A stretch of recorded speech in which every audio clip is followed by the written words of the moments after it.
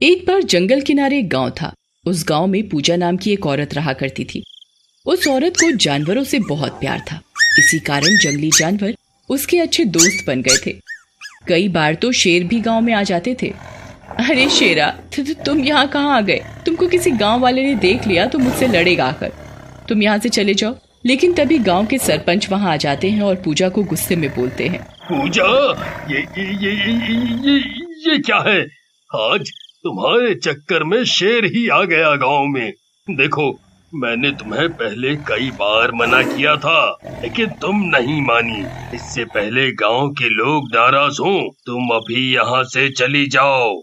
लेकिन सरपंच जी, ये शेर किसी गांव वाले को कुछ नहीं कहता। देखो, आपको भी कितने प्यार से देख रहा है। लेकिन सरपंच उसकी बात नहीं सुनता और फिर पूजा गांव छोड़कर जंगल में चली जाती है और जानवरों के बीच रहने लगती है। वहाँ पर एक शेरनी प्रेग्नेंट होती है। उसका नाम लूसी होता है। लूसी हमेशा पूजा के आसपास ही रहती थी। इधर गांव में दो अंग्रेज शिकारियों को पूजा के बारे में पता चलता है। गाँव वालों, हमने सुना है यहाँ कोई जंगल गर्ल रहती है और उसके शेर भी दोस्त हैं। तुम लोगों में से जो कोई हमको उससे मिलवाएगा, हम उसको माला माल कर देंगे। सही सुने हैं सरकार। एक ठो लड़की है पूजा नाम की। अगर आप हमको इनाम दें तो हम आपको उससे मिलाए सकत हैं? इसके बाद पुत्तन उन शिकारियों को पूजा से मिलवाने के लिए ले जाता है। पूजा उस समय शेर और शेरनी के साथ ही बैठी होती है। तुम हो पूजा, वो जंगल गर्ल। I like it. अगर तुम चाहो तो मैं तुम्हें अमीर बना सकता हूँ। मैं कुछ समझी नहीं। इसमें ऐसा कुछ है नहीं, न समझने वाला। हम तुमको खूब पैसा देंगे इन जानवरों के बदले, राइट? ये सुनकर पूजा को गुस्सा आ जाता है और वो उन शिकारियों और पुत्तन को जंगल से चले जाने के लिए कहती है। देखो आप लोग जो कोई भी हो, फूट लो यहाँ से, नहीं तो मेरे दोनों शेर तुम तीनों को यहीं अमीर बना देंगे। फिर तीनों वहाँ से चले जाते हैं। लेकिन अपने अपमान की वजह से दोनों गुस्से में रहते हैं और पूजा से बदला लेने का ठान लेते हैं। क्या समझती है ये लड़की अपने आप को? मैं इसे और इसके शेरों को जिंदा नहीं छोड़ेंगे। मेरा इतना बेइज्जती कभी नहीं हुई। सही कहा था सर जी। ये औरत तो बहुत बदतमीज है। आपके बारे में ऐसा नहीं बोलना चाहिए था। फिर रात में वो तीनों पूजा से बदले के इरादे से पूजा के जंगल वाले घर में पहुंचते हैं। पूजा के घर के बाहर शेर बैठा होता है। शिकारी गुस्से में उसके ऊपर गोली चला देता है। शेर वहीं मर जाता है। गोली की आवाज सुनकर पूजा और लूसी बाहर आ जाते हैं। जालिमो, तुमने ये क्या किया? एक निहत्थे बेगुनाह जानवर को मार डाला। मैं तुम सबको छोड़ूंगी नहीं। पूजा, ये तो जानवर हैं। भला इनके रहने या ना रहने से किसी को क्या फर्क पड़ता है? तभी शिकारी लूसी पर निशाना लगाता है, लेकिन पूजा लूसी और गोली के बीच आ जाती है। गोली पूजा को लग जाती है और वो वहीं गिर जाती है। लूसी, तू भाग जा यहाँ से, नहीं तो ये दुष्ट तुझे जिंदा नहीं छोड़ेंगे। तू भाग जा यहाँ से। लूसी वहाँ से भाग जाती है। अब मेरा बदला पूरा हुआ, लेकिन तेरे जैसी बेवकूफ लड़की मैंने पहले नहीं देखी। एक जानवर के लिए अपनी जान दे दी। और उस लूसी और जंगली जानवरों को तो हम जिंदा नहीं छोड़ेंगे। किसी न किसी दिन तो उन्हें मरना ही होगा।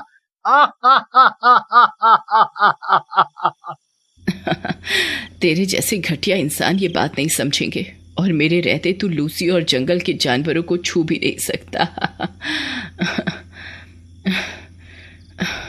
ऐसा कहकर पूजा मर जाती है। अरे साहब, लगत है कि तो मर गई। इससे पहले लोगों को पता चले हमें इसे दफना देना चाहिए, हैं? छोटा मुंह बड़ी बात। फिर तीनों मिलकर पूजा की लाश को दफना देते हैं। उधर रात में बारिश होने लगती है। जंगल में से भयानक आवाजें आने लगती हैं। लूसी भी दफनाई हुई जगह के पास आकर बैठ जाती है। थोड़ी देर में मिट्टी में से धीरे धीरे एक चुड़ैल बाहर आती है। चुड़ैल को देखकर लूसी बहुत खुश हो जाती है। लूसी देखो, मैं आ गई। मैं उन 3 दुष्टों को जिंदा नहीं छोड़ूंगी जिन्होंने शेरा को और मुझे मारा है। तभी लूसी के पेट में दर्द होने लगता है और वो जमीन पर गिरकर तड़पने लगती है और बेहोश हो जाती है। लगता है लूसी को बच्चा होने वाला है, मुझे कुछ करना होगा। लेकिन इससे पहले कि चुड़ैल कुछ करती, बच्चा पेट से बाहर आ जाता है। बच्चा मरा हुआ पैदा होता है। ये तो मरा हुआ है, लेकिन अगर लूसी को पता चला तो उसे बहुत दुख होगा। क्यों ना मैं इसके अंदर समा जाऊं। ऐसा कहकर चुड़ैल उस शेर के बच्चे के अंदर समा जाती है। देखते ही देखते शेर का बच्चा बड़ा हो जाता है। उसका सिर चुड़ैल का और धड़ शेर का होता है। तभी लूसी को होश आ जाता है और वो दहाड़ने लगती है। अरे लूसी, तुम बोलो, मुझे तुम्हारी सारी बातें समझ आ रही हैं। दीदी, जब तुम जिंदा थी तब हमारे जैसे जानवरों के लिए अपनी जान दे दी, और अब जब मेरा बच्चा मरा हुआ पैदा हुआ तो आप मेरी खुशी के लिए उसे जिंदा कर रहे हो। आप बहुत अच्छे हो। ये बात सुनकर चुड़ैल को भी रोना आ जाता है। तुम बेजुबान लोग भी तो हम इंसानों से निस्वार्थ प्रेम करते हो। जब तुम हमारे लिए इतना कुछ करते हो तो उसके सामने तो ये कुछ भी नहीं है। फिर अगर तुम मेरी बहन हो तो ये मेरा बेटा हुआ ना, और इसकी मौसी के होते ये कैसे मर सकता है। चलो अब रोना बंद करो, हमें उन शैतानों से शेरा की मौत का बदला लेना है। ऐसा कहकर चुड़ैल वहाँ से शिकारियों के घर की तरफ चल पड़ती है। चुड़ैल को देखकर जानवर अजीब सी डरावनी आवाजें निकालने लगते हैं। एक शिकारी अपने घर पर अकेला होता है। लगता है आज जंगल में कुछ गड़बड़ है। बड़ी अजीब सी आवाजें आ रही हैं। मैं अपनी गन ले लूं साथ में। तभी चुड़ैल वहाँ आ जाती है। चुड़ैल का मुंह और शेर का शरीर देखकर शिकारी बहुत डर जाता है। उसके हाथ से उसकी बंदूक छूट जाती है। कौन हो तुम और यहाँ क्या कर रही हो? मैं तेरे काले कारनामों का नतीजा हूँ। देख ले और अपनी मौत के लिए तैयार हो जा। तभी चुड़ैल के मुंह की जगह पूजा का मुंह आ जाता है और फिर से गायब हो जाता है। फिर चुड़ैल शेर के रूप में आकर उसे मार डालती है। अगले दिन पुत्तन और दूसरे शिकारी को पहले शिकारी के बारे में पता चलता है। पुत्तन गांव वालों को भी बुला लेता है और फिर बोलता है, हमका तो लगत है ये शेर नरभक्षी हो गया है। जितने भी शेर बचे हैं हमें मार देने चाहिए, हैं? पुत्तन बेटा, कहते तो तुम ठीक हो, लेकिन कैसे? हम गांव वाले शेरों से मुकाबला कैसे करेंगे? सरपंच जी, केवल एक शेरनी ही बची है। शेर को तो हमने मार डाला है। बस आप इस आदमखोर शेरनी से लड़ने में हमारी मदद कर दो। फिर गांव वाले योजना बनाते हैं कि शिकारी और पुत्तन गांव के बीच बनी कुटिया में सोएंगे और जब चुड़ैल के रूप वाला शेर आएगा तो उसे पकड़ लेंगे। फिर योजना के अनुसार दोनों गांव के बीच बनी कुटिया में सो जाते हैं और रात में लूसी और चुड़ैल शेर आता है। गांव वाले दूसरे घर में छुपकर उन दोनों को देखते हैं। अरे ये कैसा शेर है जिसका धड़ तो शेर का है और सर किसी चुड़ैल का? कुछ गड़बड़ है। ये हमारी तरफ ही आ रही है। जैसे ही चुड़ैल पुत्तन और शिकारी वाली कुटिया में घुसती है, पुत्तन और शिकारी दूसरे दरवाजे से निकलकर बाहर आ जाते हैं और फिर सारे दरवाजे बंद कर देते हैं। चुड़ैल खिड़की पर आकर जोर से चिल्लाती है, दुष्टों, तुमने क्या सोचा है? तुम इस तरह अपनी मौत को टाल दोगे? कोई नहीं बचेगा इस गांव में। तभी सरपंच जी आते हैं और खिड़की की तरफ बढ़ते हैं। बेटा, कौन हो तुम और तुम्हारी ये हालत किसने की? फिर चुड़ैल उन्हें पूरी बात बताती है, जिसे सुनकर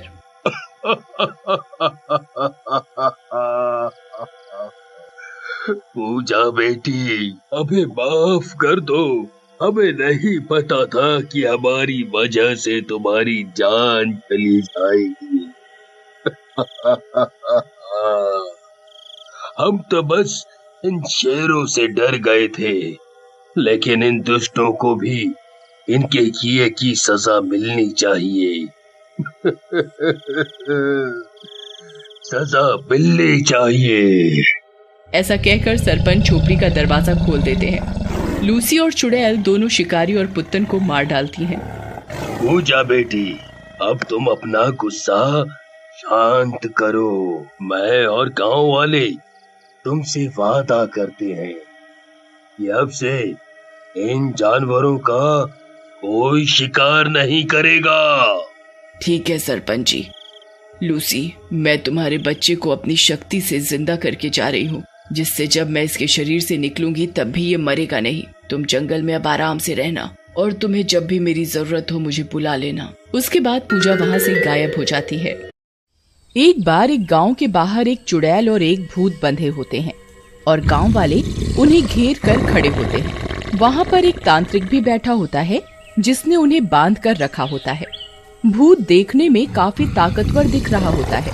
गांव वालों के कहने पर भूत अपनी कहानी सुनाता है। मेरा नाम बाहुबली है।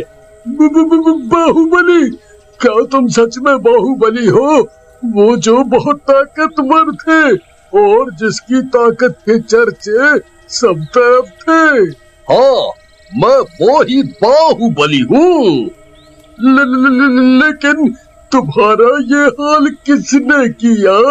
तुम लोगों को तो मालूम है, मैं गांव में अपने भाई राजा के साथ रहता था और ना जाने कहां से मेरे अंदर इतनी ताकत थी कि मैं अपने एक घूंसे से किसी बड़े से बड़े जानवर को गिरा सकता था। लेकिन मुझे क्या पता था कि मेरी ये खूबी और ताकत ही मेरी दुश्मन बन जाएगी। मेरे ही गांव में रंगा और बिल्ला नाम के दो आदमी रहते थे। एक दिन, अरे बाहुबली, सुना है कि आप में बहुत ताकत है। एक घूंसे से आप बड़े से बड़े जानवर को गिरा सकते हो। मुझे भी दिखाओ ना अपनी ताकत। हाँ, कर तो सकता हूँ, लेकिन करूँगा नहीं, क्योंकि किसी जानवर को मारना गलत बात होती है। तभी वहाँ पर एक पागल बैल आ जाता है जो कि एक खूबसूरत लड़की की तरफ उसको मारने जा रहा होता है। ए लड़की, हट जा सामने से, हट जा। लेकिन शायद लड़की को सुनाई नहीं देता और वो नहीं हटती। सांड उस लड़की की तरफ तेजी से जा रहा होता है। तभी बीच में बाहुबली आ जाता है। बाहुबली सांड को उसकी सींगों से पकड़ लेता है। अरे अरे, रुक जा सांड, रुक जा, किससे मरेगा, रुक। लेकिन सांड नहीं रुकता। इस पर बाहुबली को गुस्सा आता है और वो सांड को एक जोर का घूंसा मारता है। सांड नीचे गिर जाता है। ये दृश्य देखकर सारे गांव वाले बाहुबली को घेर लेते हैं। अरे वाह बाहुबली, तुम तो सच में बहुत बलशाली हो। एक ही घूंसे में सांड को गिरा दिया।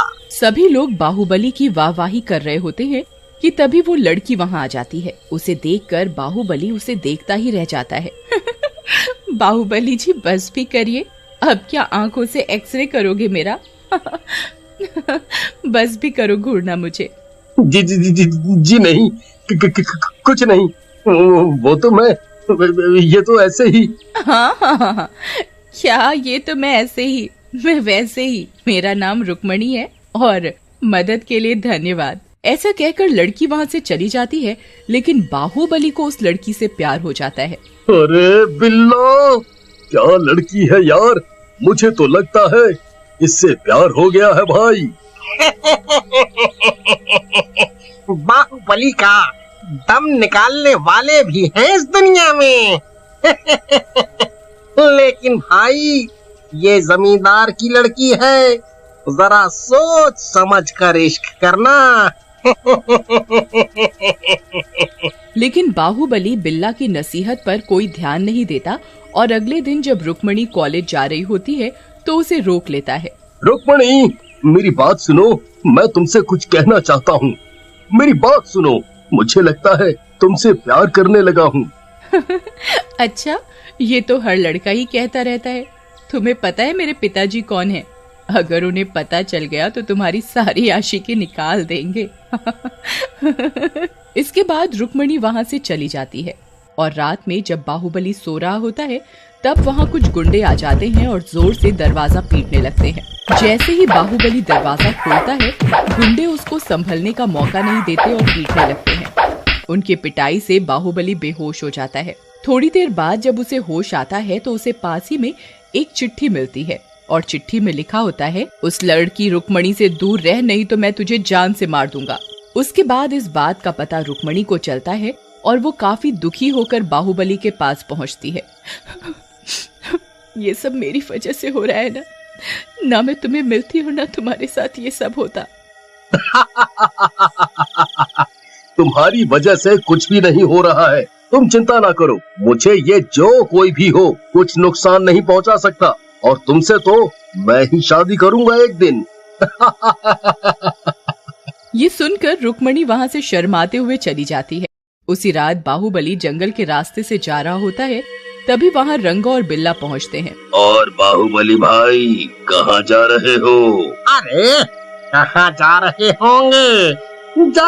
होंगे अपनी रुक्मणी से मिलने, और क्या। वो कहते हैं ना, लड़की आई नहीं कि दोस्तों को भूल गया। अरे तुम दोनों को लड़कियों के अलावा कुछ नहीं आता? अरे भाई, जिंदगी में कुछ और भी है करने को। सिर्फ प्यार, मोहब्बत और लड़की के सहारे जिंदगी नहीं कटती। काम धंधा और मेहनत भी करनी पड़ती है, नहीं तो लड़की भी छोड़ के भाग जाती है, समझे? ऐसा कहकर बाहुबली आगे बढ़ जाता है, लेकिन तभी रंगा उसके पीछे से उस पर चाकू से वार कर देता है। सही बोला तू भाई, जिंदगी में बहुत कुछ है करने को। पहला काम तो तुझे ही रास्ते से हटाना है। ये तुम दोनों ने ठीक नहीं किया। मैंने तुम दोनों को अपना दोस्त समझा, लेकिन तुम लोगों ने ही मुझे मार डाला। मैं इसका बदला जरूर लूंगा, मैं वापस आऊंगा। रंगा और बिल्ला बाहुबली को मारने के बाद रुक्मणी के पास जाते हैं और उसे बाहुबली की मौत के बारे में बताते हैं। ये सुनकर रुक्मणी वहाँ से बाहुबली की लाश की तरफ भागने लगती है, तभी बिल्ला उसका हाथ पकड़ लेता है। कहाँ जा रही हो? वो तो गया रानी, अब तो तुम्हारे पास दो रास्ते हैं, या तो मर जाओ या हमारी बात मान लो। अच्छा, तो ये सब तुम दोनों का किया धरा है? मैं तुम दोनों को जिंदा नहीं छोड़ूंगी। लगता है ऐसे नहीं मानेगी, इसको समझाना पड़ेगा। ऐसा कहकर रंगा रुक्मणी को जोर से धक्का देता है। रुक्मणी नीचे गिर जाती है और धक्के की वजह से वहीं मर जाती है। अरे बाप रे, लगता है ये मर गई है। अब क्या करें? अगर इसके बाप को पता चला तो वो हमें मार देगा। तभी वहाँ बाहुबली का भाई राजा आ जाता है। बहुत बाहुबली करती थी। जो राजा की नहीं हुई वो किसी की भी नहीं होगी। और मेरे दोनों दोस्तों, तुम दोनों ने मेरी सच्ची दोस्ती निभाई है। इसके बाद तीनों वहाँ से चले जाते हैं। उधर मरने के बाद बाहुबली और रुक्मणी भूत और चुड़ैल बन जाते हैं। फिर एक दिन जब रंगा और बिल्ला अपने घर में सो रहे होते हैं, रंगा, ओ रंगा, अरे मर गया रे। बाहुबली का भूत भी रंगा की गर्दन तोड़ देता है। फिर चुड़ैल और भूत रंगा और बिल्ला को मार देते हैं और राजा से अपनी मौत का बदला लेने के लिए निकल पड़ते हैं। इधर जैसे ही राजा को रंगा और बिल्ला की मौत की खबर मिलती है, वो एक तांत्रिक को बुला लेता है। बाबा मुझे बचा दो, मेरे भाई का प्रेत मेरी जान लेने पर तुला है, वो मुझे मार डालना चाहता है। मेरे रहते तुझे कोई चुड़ैल या भूत छू नहीं सकता, तू डर मत। बस इस तरह मैं तुम लोगों के जाल में फंस गया और मेरा हत्यारा भाई अभी भी खुला घूम रहा है। तो हर साथ में तो बहुत बुरा हुआ है बाहुबली भाई, लेकिन आप कौनो चिंता ना करो, हम तुहार पूरी मदद करेंगे। हो तांत्रिक जी, इन दोनों को आजाद कर दीजिए। अरे नहीं, हम इनके भाई से पैसे लिए हैं उनकी जान बचाने के लिए। देखो तांत्रिक, सीधे से हमारी बात मान लो और इन दोनों को आजाद कर दो, नहीं तो तुम्हारी जान कौन बचाएगा हमसे। गांव वालों का गुस्सा देखकर तांत्रिक डर जाता है और भूत और चुड़ैल को आजाद कर देता है। उसके बाद वो दोनों वहाँ से उड़कर सीधा राजा के घर पहुंचते हैं। मुझे पता था कि तुम दोनों आओगे, लेकिन अब तो तुम मुझे मार भी दो तो मुझे कुछ फर्क नहीं पड़ता। मैंने जो करना था वो कर दिया, लेकिन तूने मेरे साथ ऐसा क्यों किया? मैं तो तुझे इतना प्यार करता था। अरे जलन होती थी मुझे, जहाँ देखो बाहुबली बाहुबली। रुक्मिणी से शादी करना चाहता था, लेकिन उससे भी बस बाहुबली। बस मार दिया तुम दोनों को। लेकिन हम तुझे मारेंगे नहीं, बल्कि तेरी ऐसी हालत कर देंगे कि फिर कोई ऐसी हरकत न करे। फिर चुड़ैल और भूत राजा की आंखें फोड़ देते हैं और जुबान काट देते हैं और उसकी एक टांग भी काट देते हैं। अब जब तक तू जिंदा रहेगा हमें याद करता रहेगा।